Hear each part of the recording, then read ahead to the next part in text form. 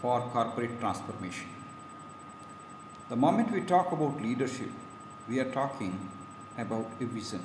We are talking about a future. Leadership has three essential elements. First, the person who claims to be holding the leadership position should be able to handle the future, should be able to prepare a plan, should be able to prepare a vision document, should be able to prepare a guideline how the company is going to take the future course of action. Second, the person who is holding the leadership position should be able to display his conduct, his behavior, his personality, which others can admire and follow. And third, the person should take care of transformation of the entire team for the development and for the ultimate objectives to be achieved. Leadership is a very challenging assignment. Every organization, every society, every nation needs very good leaders so that they can develop. A very important activity for leader is development of its team members. Training and development is essential. It is not an option, it is essential. The first step is training need assessment. The training need assessment is carried out from two perspectives, external and internal.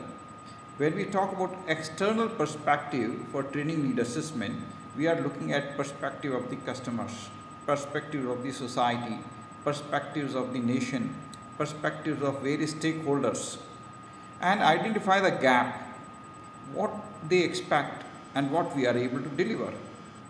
This gap has to be identified and training programs have to be designed to bridge the gap. Internal training need assessment is another tool wherein the leader tries to assess the training need, the training gap based on internal resources by interacting with customers, by interacting with employees, by interacting with those people who are either members of the board of directors or members of the various committees in the organization, and they identify a gap, what is expected and what is actual performance. Any gap between expected and actual performance will create a need for training. So once we are able to identify a training need, there is the next step. The training programs have to be designed and implemented. Training programs must be participative, wherein every employee is fully involved. So every training program must have four essential components. It should be participative, it should involve people who are going to learn in the training program.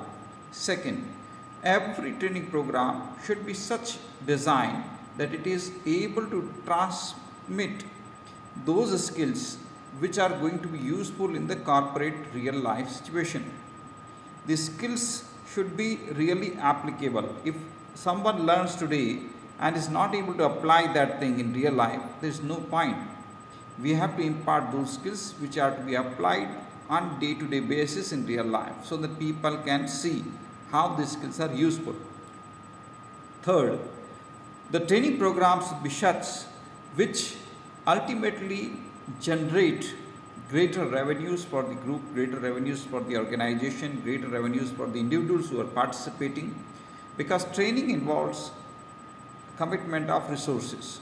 There is a time, there is resources, money which are required to be invested in training programs, and these resources have to be recapped by the society. There is certain requirement in terms of returns from investment. Fourth, the training programs should be constantly monitored based on the feedback of the participants, based on the feedback from the society, based on feedback from other stakeholders, and ultimately these training programs should enable the organization to serve the society. Training programs should help transformation of the employees so that they meet the expectations of the society. Every organization is there to serve a society. The needs of the society are most important. Organization stays to fulfill those needs. If the organization cannot fulfill the needs of the society, what is the need of having an organization? So, training and development is one essential aspect. Leadership plays the most important role. Leaders have to give stress on training, development. The training programs have to be properly designed and implemented, and they should be such which brings good results in the form of improved performance of the employees. After the training program, the employee should exhibit better performance. This is how the organization can slowly transform itself. The ultimate goal is that the organization should be able to serve the society. The society, which is the target beneficiary of the organization, should say that this is a great organization. If the society is fully satisfied, the organization is able to achieve its goal. That is the ultimate aim.